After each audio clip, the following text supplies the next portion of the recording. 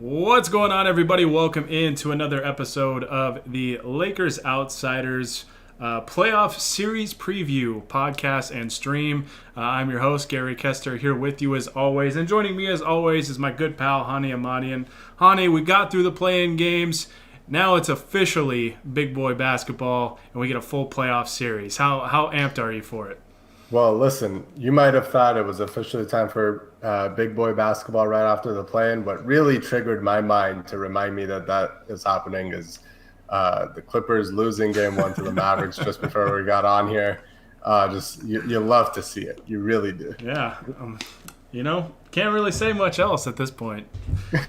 It's one game. I'm not going to get too excited, but did enjoy watching that. Did enjoy watching that today. So, maybe the basketball gods, maybe they're looking down on the Clippers and giving them a bad look. Well, who knows? But a lot of basketball to play, obviously. But Honi, like you said, that was a joy to watch this evening or this afternoon, and hopefully we get to watch it 3 more times in that series. That would be great, and that'd be an all-time day on NBA Twitter. Oh man, can you? I don't think it will happen. I still have a lot more faith in the Clippers, maybe than I should. But just imagining them losing in the first round after tanking their way to playing the Mavs because they don't want to play the Lakers. Oof, that would be one of the more enjoyable, fun nights of being a basketball fan that I can think of. You know how you can avoid the Lakers? Lose in the first round.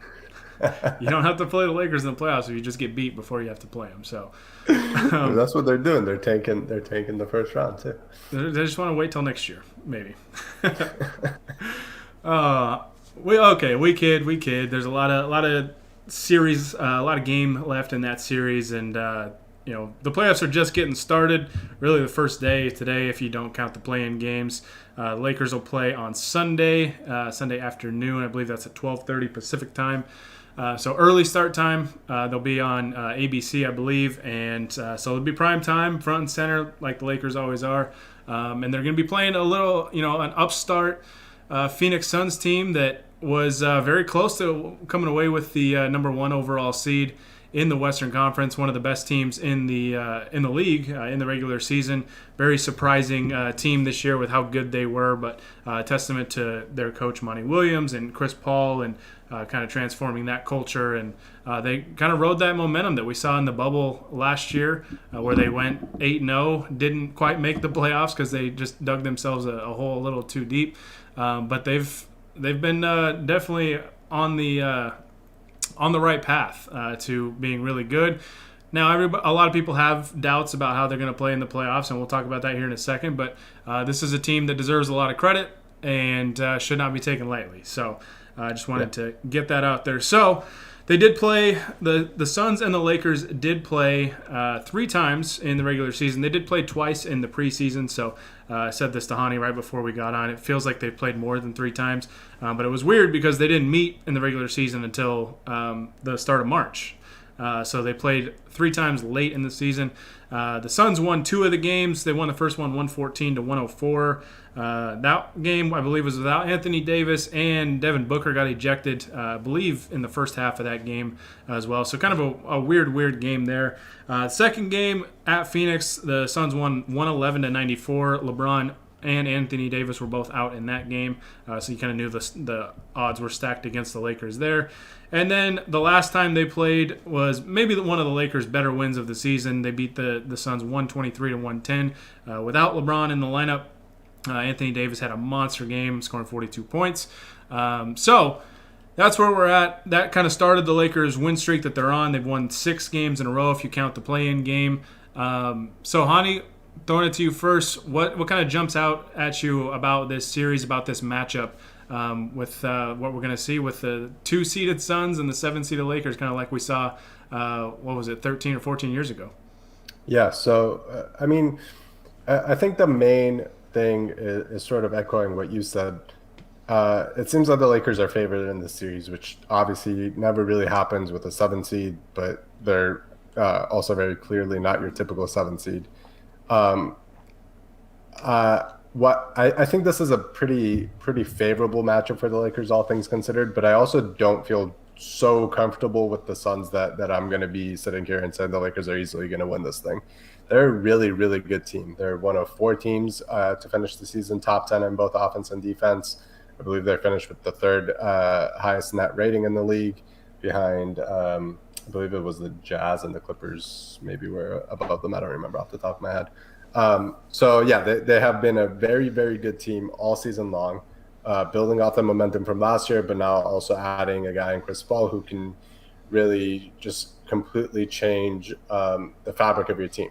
Mm-hmm. Now, there's a lot of little bits and pieces to the mismatches and different matchups that I think are important. I think what most people are going to be looking at, and I agree, is probably the biggest part of this, is how are the Suns going to guard LeBron and Anthony Davis?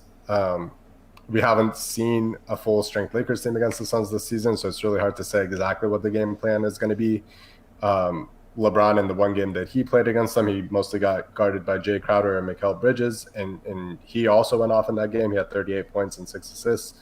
AD, in the one game that he played, got guarded by DeAndre Ayton mostly, but also a lot of Frank Kaminsky, Torrey Craig, Dario Saric. They threw a lot of players at him, and really nobody had a true answer for him. I think, at least in terms of the tracking data, which isn't very accurate, I think I believe Kaminsky had the most success against them, and I wouldn't really look into that much. I don't think Kaminsky is the type of defender that is going to bother AD regularly.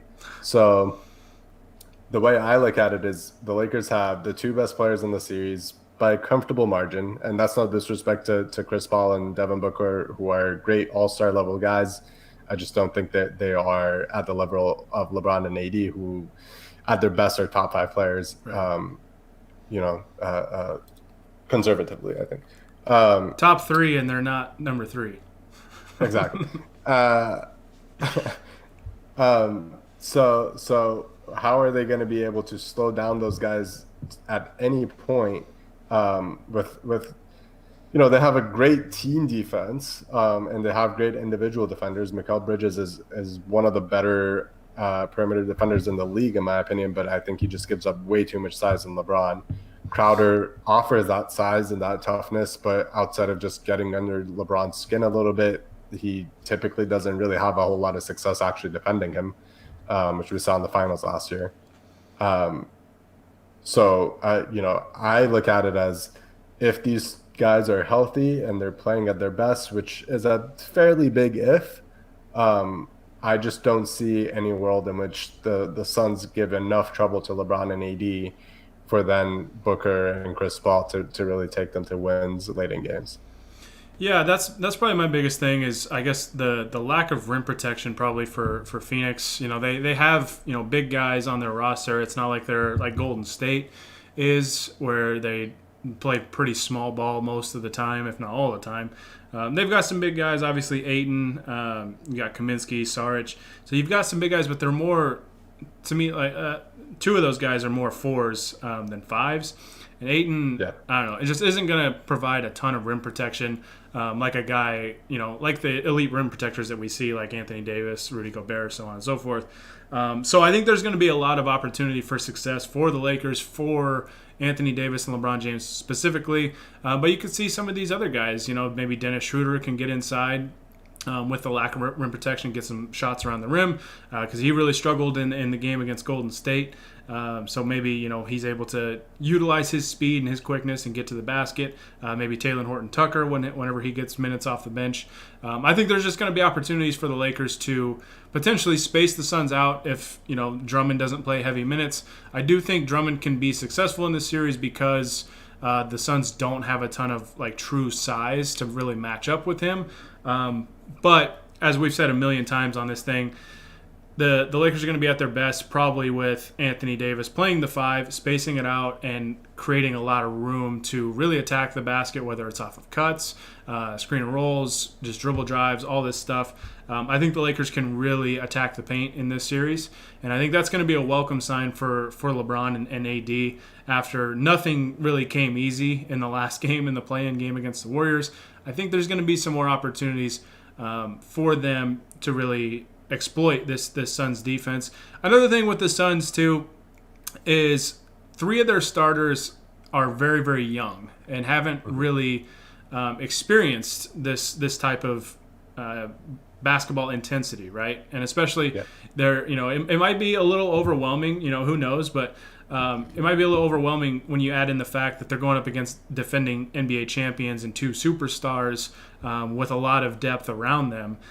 So a guy like Booker, who's 24, Ayton, and Bridges, they're all 24 or younger.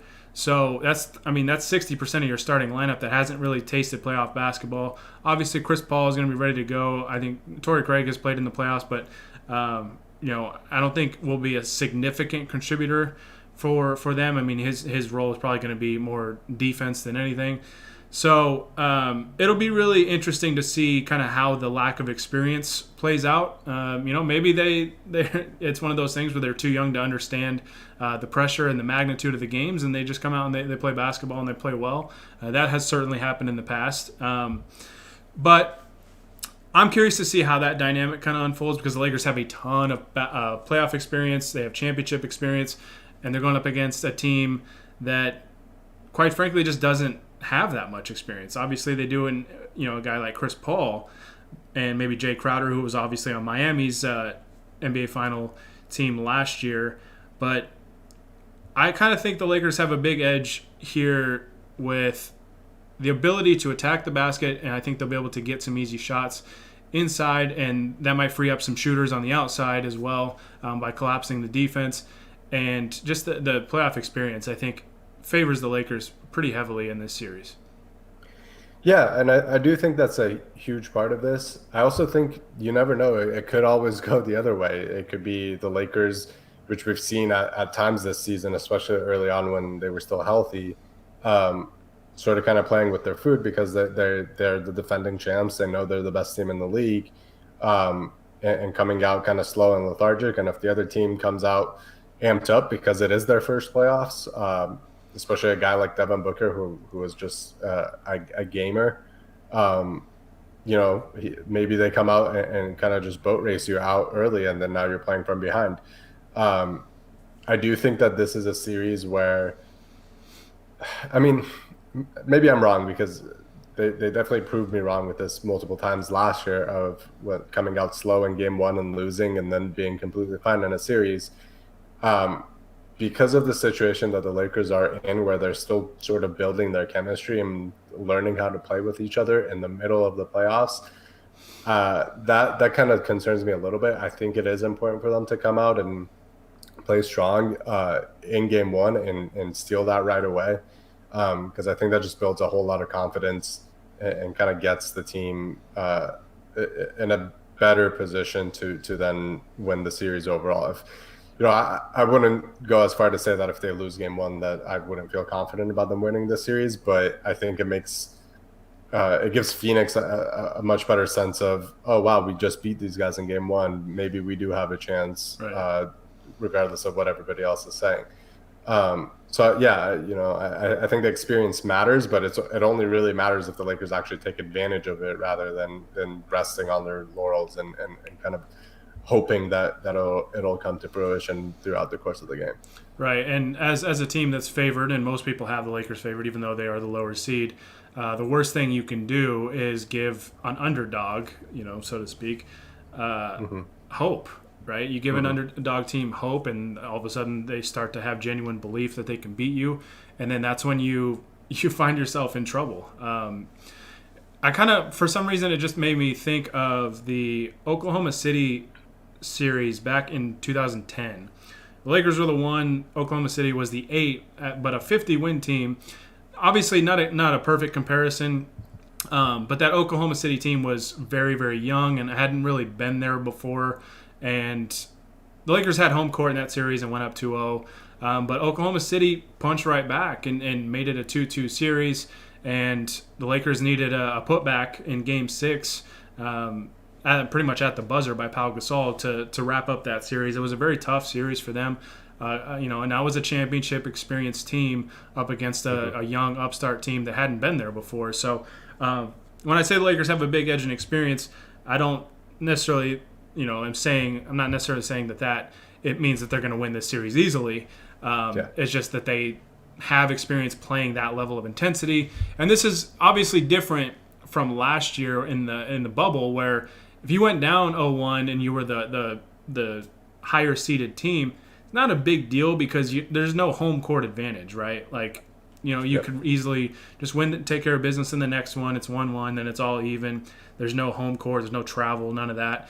That's a little different this time around. Obviously, arenas aren't going to be full capacity, but there is going to be a home court advantage in these series, and that is something that's going to be different than last year, and that's going to be a new challenge, I guess, with this Lakers team that they're going to have to face. Obviously, they'll get the benefit of that if they can split or steal both games from Phoenix in the first two, and then they come back to LA where there's fans in the stands and all that stuff. And but it's going to be tough. It's going to be tough because obviously Phoenix has a hatred for the Lakers. That crowd, even though it's probably going to be limited capacity, is still going to probably be pretty loud and give the Suns a lot of energy.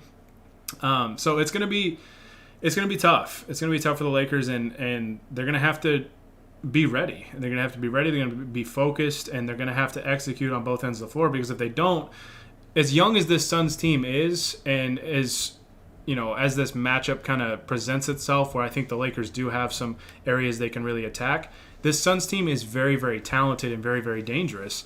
That if the Lakers come out with a lack of focus and they're not on point, they could very easily lose this series. So, I don't want to really mince words when I talk about some areas that the Lakers could really exploit, because this is a series they could definitely lose. Like, this is not a gimme series by any means, like some people seem to consider it to be. But Lakers have got to bring it. If they bring it, I think they'll be fine. But if they don't, this Suns team is definitely good enough to beat them and advance to the next round. Yeah, it's definitely going to be a challenge, and there are some certain things that is even an advantage for the Suns. Like I was looking through a lot of the numbers today, and for example, something that kind of stuck out to me was, and I looked for it specifically, was that the Suns are the fourth best team in the NBA in terms of taking care of the ball. They don't really turn the ball over at all. Big product of having Chris Paul running your offense for you, but the rest of their team as well. They do a really good job of taking care of the basketball, and that could be a problem for the Lakers, because the Lakers, as we know, they have a propensity for going through these 4 or 5 minute stretches where they can't score the ball, and having those transition opportunities and easy buckets on fast breaks is very, very important for the Lakers. So if they can't create those turnovers, or at least run out on missed shots, then that could be a scary thing for the Lakers. They might not be able to score enough. And if the game is close down the stretch, obviously you put your faith in LeBron James, but also, Chris Paul has done it multiple times of winning those clutch games. Devin Booker is a guy that can do it. So once it gets to that point, anybody can win that game. It's definitely going to be a big challenge for the Lakers to find those sort of small or big advantages and actually take advantage of them, because the Suns are going to be able to do the same with certain things as well. Yeah, absolutely. So we're going to get to the role players here in a minute, kind of our X factor for each team. We did this with the play-in game, and of course we both forgot about Alex Caruso, and Alex Caruso made us pay for not picking him. But of the superstars, I have very little doubt that LeBron is going to bring it. To me, I want to see Anthony Davis be really, really aggressive in this series. We saw him absolutely shred this team the last time that they met. He had, like I said earlier, he had 42 points, 12 boards, 5 assists, 3 steals, 3 blocks. Just absolutely dominated this team. Got to the free throw line at will in that game. Shot 17 free throws. And kind of looking at just looking at some of the numbers from that last game, obviously you can't have some of these bench guys for the Suns come in and wreck the game like Cameron Payne did in that game. Lakers probably win that game a little easier if not for Cameron Payne, who played fantastic basketball in that game. But the Suns in that game still shot 53% overall from the field, 44% from three, and hit 84% of their free throws. Luckily for the Lakers, that size advantage we kind of talked about, they grabbed 41 rebounds to the Suns' 32, which gave the Lakers 80 shot attempts as opposed to 73 for the Suns. And, that might not seem like a big difference, but the Lakers also had 16 more free throw attempts in that game. So the Lakers, with their size, helped generate a lot more scoring opportunities. And I think Anthony Davis is at the forefront of that. I think we could see some Marc Gasol in this series, and I think this is a good series for him. Really, the big guys. Just kind of watching back some film of that game.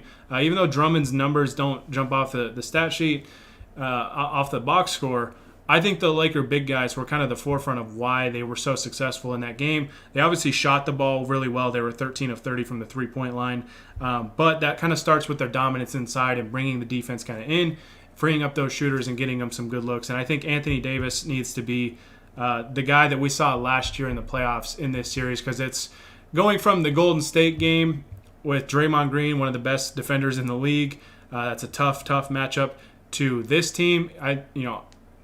I think he should absolutely dominate this series, and he should get high levels of production and really help lead this Lakers team, especially offensively. I trust that he's going to bring it defensively as well. Yeah, I'm actually really glad you brought up the Marc Gasol point, because I was just thinking of that as well. I think this is a series where Drummond can play well, and this was kind of the case against the Warriors, honestly, too, where he can play well and still be sort of a negative impact on the team, just because he mucks up the spacing and doesn't let AD play under the basket as well as he does when Drummond isn't playing.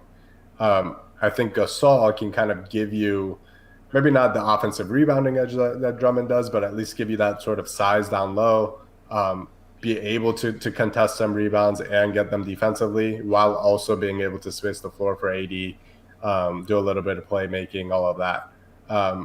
Who knows how much time Marc Gasol is going to get? It is interesting that this was that game against the Suns, I think, was the first time that Vogel went to that Marc Gasol and Montrezl Harrell lineup, because he felt like that was a matchup that they could do well against. Don't know if we'll see that in the series, but it's something to kind of look into and see if they do bring that out. But I think that's at least a little bit of a positive sign that he sees it as a positive matchup for Marc Gasol in general. So I wouldn't be surprised if we see him even in game one, or if they need to make adjustments after game one, then later down the road. He's definitely a guy that I can see swinging some minutes, some quarters in the series, and really helping the Lakers pull out the win. Yeah, Marc Gasol in that game that they beat the Suns came in, and it was, watching that game, his impact was very evident. He didn't really need the box score, which he scored 1 point in 17 minutes, but he was a plus 10 in the game, which was the best out of the second unit. He had 6 rebounds, 3 assists. And you could just, like I said, you could just tell his impact when he came in. The offense started to flow really well. They, ran some plays through him that generated some good looks for other guys. And I look for him to have that kind of impact in this series as well, because I think he can have some success. I think all the Laker bigs could have success in this series. It's just going to be a matter of how Vogel kind of juggles that rotation, because you want enough minutes for AD at the 5. Obviously, we talked about it on one of our recent shows. You can't play him every single minute at the 5, but you want a large share of those minutes to be at the 5. And when he's not, Gasol, I think, is probably a better fit in this series, just because of his spacing, his passing, defensive prowess, all that stuff. I would look for Marc Gasol to probably play a little bit more, not only in this series, but if they advance going forward as well. The other thing is the Suns do run a lot of pick and rolls with Chris Paul and Devin Booker, and they take a lot of mid-range jumpers out of that. I think maybe even more than any other team in the league, though I don't know that for sure. And I think that is one. It's unfavorable for Drummond, at least in terms of the pick and roll, because he just doesn't move his feet very well, and a guy like Chris Paul, I think, can very much take advantage of that. But I think the fact that they do settle for those jumpers helps Marc Gasol, because they don't really have a ton of guys that they use their athleticism and just go running straight at the rim, running right at him. And guys like Chris Paul, they will pull up for 3-pointers here and there. So I think Gasol probably does have to play up a little bit on those screens, but I don't think it's It's not like a Steph Curry level player that needs just a tiny bit of space coming off of a pick and is going to start throwing up prayers from out there. So I think it is definitely a matchup where I see Marc Gasol as somebody that can be really positive for the Lakers. And on that note, the plus minus that you read off, if I remember right, at least in the first shift that he played with Trez in that game, they were like a -6 or something. They weren't very good because they weren't used to playing with each other. So I feel like, yeah, Mark's impact in that game was even higher than the plus minus will show, just because they ran those sort of experimental lineups that they weren't used to playing. Mm-hmm. Yeah, no, I totally agree. I'm just really curious to see how Vogel balances the rotation here because he's got a lot of options I think he can go to. It's just a matter of finding the right combinations and I guess knowing when to pull the plug on certain players. Maybe like Drummond. If Drummond doesn't have it going, maybe it's you have a shorter leash this time around. So, all right, we're gonna do one X factor for each team outside of the 2 star players that each team has. So obviously for the Suns, we can't pick Chris Paul or Devin Booker, and the Lakers can't pick AD or LeBron James. Let's start with Phoenix. Who's kind of your role player X factor to watch in the series that could potentially give the Lakers some problems? I feel like it's a little bit of cheating because he's still a big name, but to me, DeAndre Ayton is really a big key piece for them that needs to play well, especially defensively. He got cooked by AD in the game where AD had 42. In the game where LeBron had his 38, he got switched out on LeBron a lot, and he got cooked by him. I feel like DeAndre Ayton is probably underrated defensively by the NBA fan in large, but in this sort of situation where teams are game planning for the best offenses and they're going to try to take advantage of whatever weaknesses you have, he's going to really, really have to be on his A game, in my opinion, for the Suns to beat the Lakers. And even offensively, especially if it is against somebody like Marc Gasol or Andre Drummond, he needs to be able to take advantage of their weaknesses defensively to get to the basket and finish those lobs or whatever, to play those guys off the floor for the Lakers so that they can't hurt them, their offensive rebounding or their spacing or what have you. To me, everybody else on the Suns, their stars, obviously, what they're going to do, but everybody else has a very sort of finite role. Mikal Bridges is going to play a lot of defense at some threes. Cameron Payne is going to come off the bench and try to be a spark plug, et cetera, et cetera. DeAndre Ayton is that guy that, like, he can give you a whole lot of things, whether it's scoring, rebounding, playing defense, or he can give you none of that and be completely taken out of a game. And I think the Suns' success is really going to hinge on that. Yeah, I would have picked Ayton as well for the reasons you mentioned, but there's just the fact that the Suns are going to need good play from their bigs, considering the Lakers are so deep there. They have Anthony Davis, they have Marc Gasol, they have Montrezl Harrell, Drummond. Like they just have so much depth, and they can do so many different combinations with their bigs and throw a lot of different looks at Phoenix and at Ayton especially. So I think he's going to have to play well. I think the other 2 bigs are going to have to play well as well. The guy I'll pick is Mikal Bridges. Bridges was just a really, really solid player for this team this year. Really efficient, shot 54%, averaged 13.5 points per game, shot 42% from the three-point line, 84% from the free throw line. So very efficient as a scorer.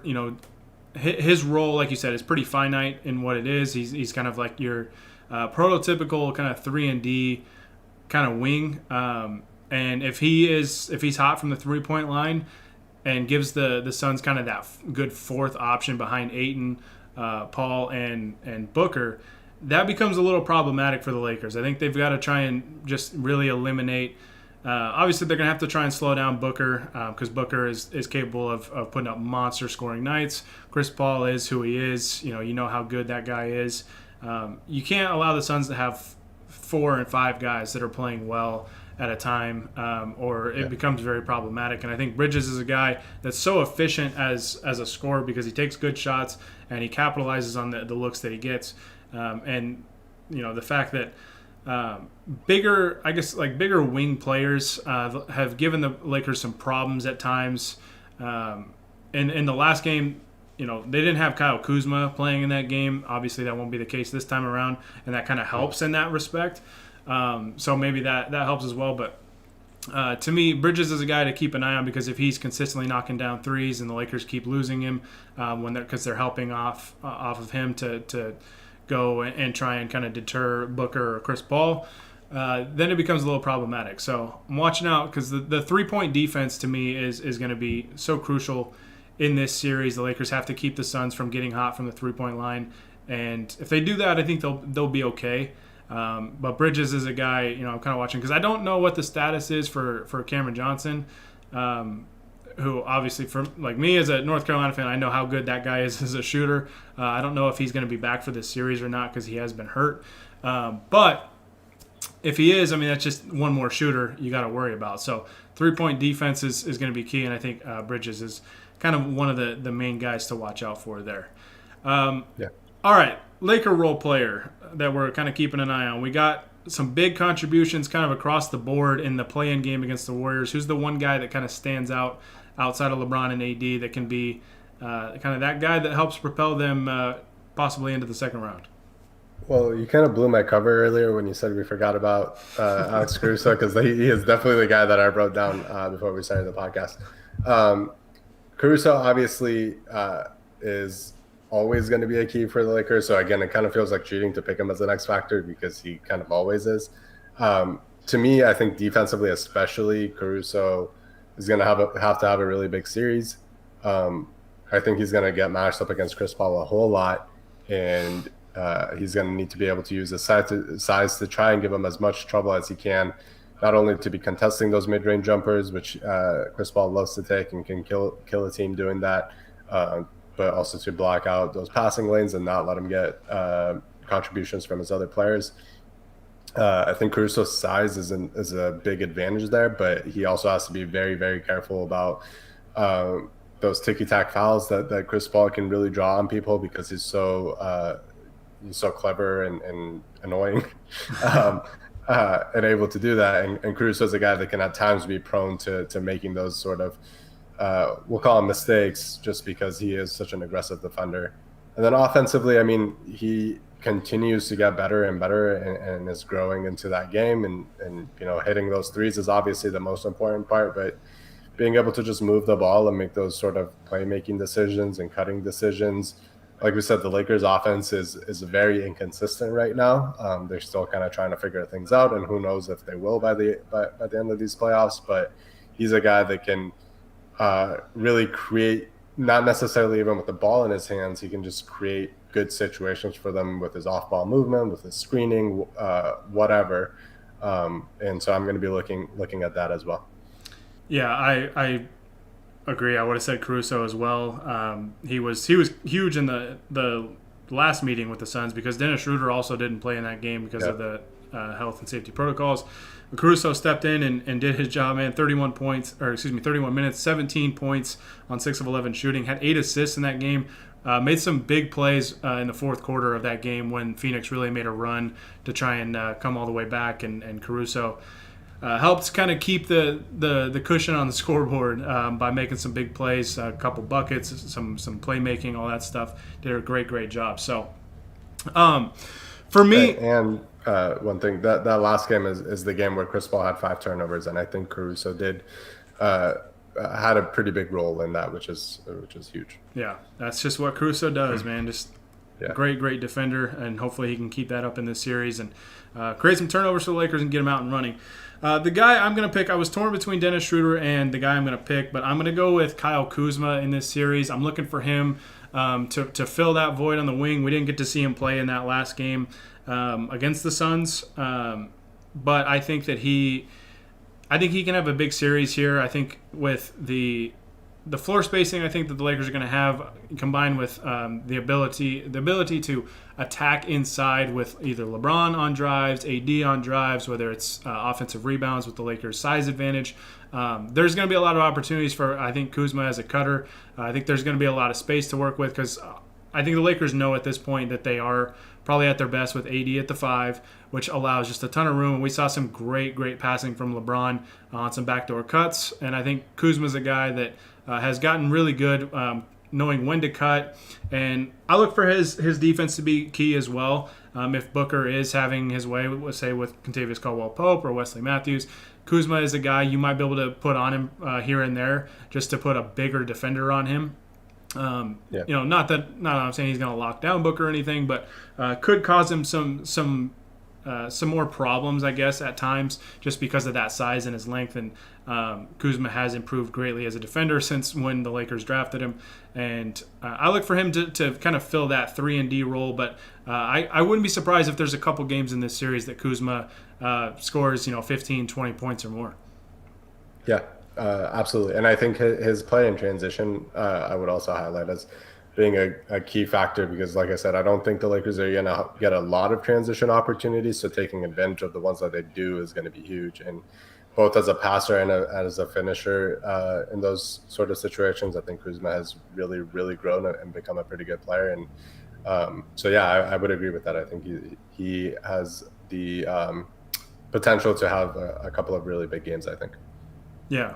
I'm really looking forward to him, and hopefully he shines in this series and can step up and be like that third guy to really help propel the Lakers forward. So, all right, before we dive into some chat questions, we did get a few questions that we can address. Let's do our series predictions. I think I won last year in the playoffs. I just kept going Lakers in 5, and that seemed to work pretty well for me. So how are we feeling about this series? First playoff series, Lakers-Suns. What's your official prediction? I have been going back and forth a lot. Part of me thinks that I don't want to say that the Lakers win easily because, like I said, I don't want to disrespect the Suns because I think they are a very, very good team and they're going to be a challenge. But I do really like the matchup for the Lakers. But on the other hand, like I said, the Suns are very, very good, and the Lakers are still playing through a lot of issues and trying to figure stuff out. So I'm kind of going in the middle, I guess. I'm going to go Lakers in 6. I think they will struggle through some of those games, especially early on, but figure it out and probably win the last couple games of the series and finish it out in 6. I would have said Lakers in 6 as well, but just for the sake of being different, and I'm going to follow what helped me last year. I got to try and get some points ahead of Honi. So I'm going to say Lakers in 5. I'm going to say that they split the first 2, and then they take over the series at that point. In all honesty, my real prediction is Lakers in 6, but for the sake of being different, I'm going to say Lakers in 5. And hopefully they prove me right, because I don't need Honi jumping out to a lead on me. So if it does end up being in 5, I'm just going to keep reminding you that your real prediction was Lakers in 6. So my real prediction is Lakers in 2. They're going to win both, and then the Suns are just going to call it. But, so we both have the Lakers winning. Hopefully that doesn't come back to bite us. It's no disrespect to the Suns. I just, like you said, Honi, I think we both agree. This is a pretty favorable matchup. This is kind of, I guess, how the bracket really shook out was probably more ideal for the Lakers. They get a young Suns team that is certainly capable of beating the Lakers. I don't want to really understate that, but if you beat the Suns, then you get a Portland team or a Nuggets team that I think the Lakers match up very well with both of those teams. Hopefully all goes well. The Lakers can get by the Suns. Obviously, that's what's the team that's in front of them, so you can't even really look forward to the second round or anything like that. Just got to take care of business, and it starts Sunday afternoon in Phoenix. Hopefully the Lakers can get off to a strong start. But if they don't, let's not all overreact right off the get-go, because the Lakers did lose Game 1 twice last year in their championship run. So let's keep that in mind. All right, let's dive into the questions and comments that we got in the chat. I'm going to ignore Jacob because Jacob's just hyping you up half of the time he jumps in the chat. So why are we ignoring that? It's just not important. It's not important. I have it pulled up. I can't see it. Let's see. So Sensational on Twitch says, do you guys think LeBron and AD's health is above 80% right now? Ooh. I mean, I kind of wrote this in my series preview that I posted right before we got on here. I don't think either of them are fully healthy, clearly. But at the same time, they keep saying that we're good to go, etc. Anthony Davis made a whole proclamation of "I'm back" in a game. At this point, I think yes, it is a factor in everything. But if they're the ones saying it, I have no really interest in talking about it as an excuse or otherwise. So I mean, yeah, I think they're probably healthier than 80%. I think they're good to go, and whatever happens, happens. See, I think Anthony Davis is healthier at this point, and it's just because he probably has. I mean, he has more game reps under his belt since he came back. And Yeah. to me, I don't know. I mean, I don't obviously can't speak for LeBron. I don't know how his ankle is feeling. I've heard it's still kind of an issue. To me, I think the main thing for LeBron right now is probably his conditioning more than anything. Yeah. I think we saw that in the Golden State game. There were times he had to check out because he was a little gassed. And with these high intensity games, which I'm glad the Lakers got one under their belt with the Golden State game because it had been a while since they played in a game like that. These games can be kind of draining on you, and especially if that was kind of my main concern with LeBron coming back so late was he got a couple games under his belt, but getting into the playoffs, I mean that's tough physical basketball. It hits a different level than you see in the regular season. So the conditioning, I think, is more the main thing right now, and I think they'll be okay. I think that they're healthy enough. I would say LeBron, if I had to guess, probably around 80 to 85% right now, and I think Anthony Davis probably around 90% or so. Yeah. Just a rough estimation. So they're not 100%, but I think that they're healthy enough that they can have a big series and propel the Lakers to the second round. So Absolutely. let's see. And Sensational on Twitch also says, can the Lakers afford a 6+ game series versus the Suns? Yeah. I see that's part of my thinking of it going long is that I think they are still figuring a lot of stuff out, and I think it would not be shocking at all that they lose a couple of games because they just look out of sorts.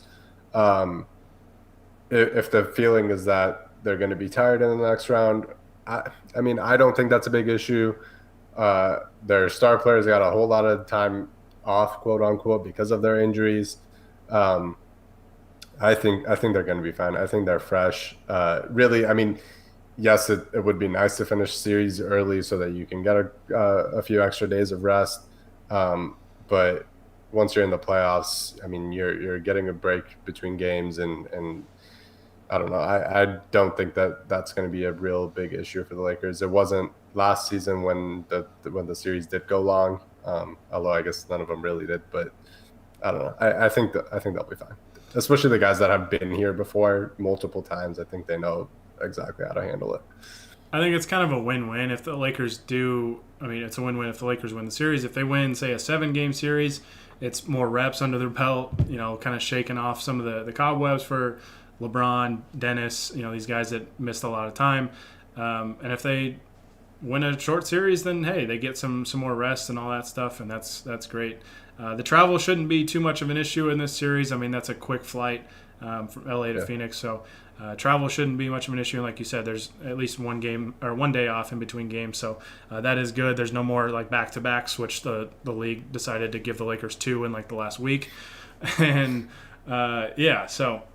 I don't think it really matters in the grand scheme of things too much. It's just a matter of continuing to stay healthy, and you just now it's the playoffs, so it's just a matter of just take care of business at all costs. Yeah.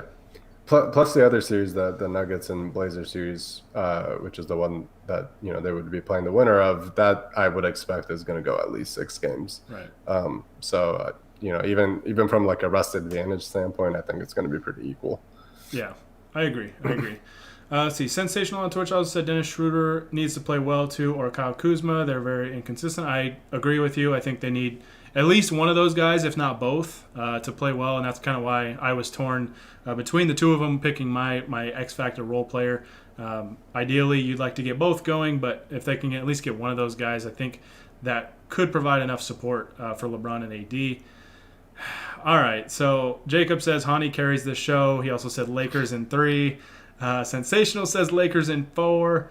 And he also said Honi needs to be hyped up. I disagree That's with right. you there.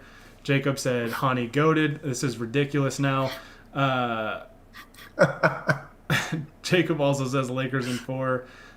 Sensational. Thank you for the kind words, and thank you for the follow. Appreciate that. Looking forward to seeing you back in the chat for future shows and talking some more Lakers basketball with you. Appreciate you hopping Thank you in. thank you for the extra kind words to me specifically. Yeah, whatever.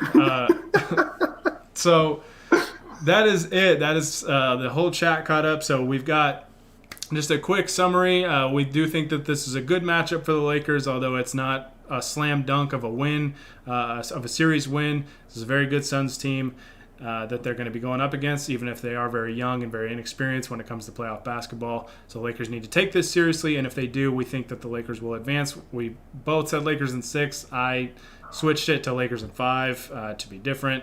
And our role player X factors, Honi cheated a little bit and chose DeAndre Ayton.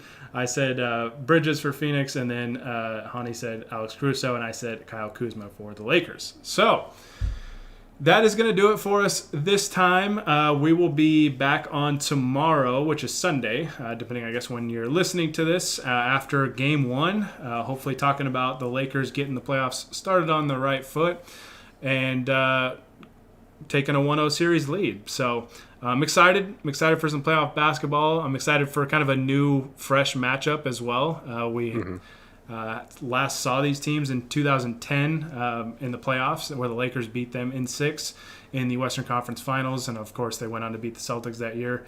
And so hopefully it's a good omen. Hopefully the Lakers can beat Phoenix again and on their way to a championship.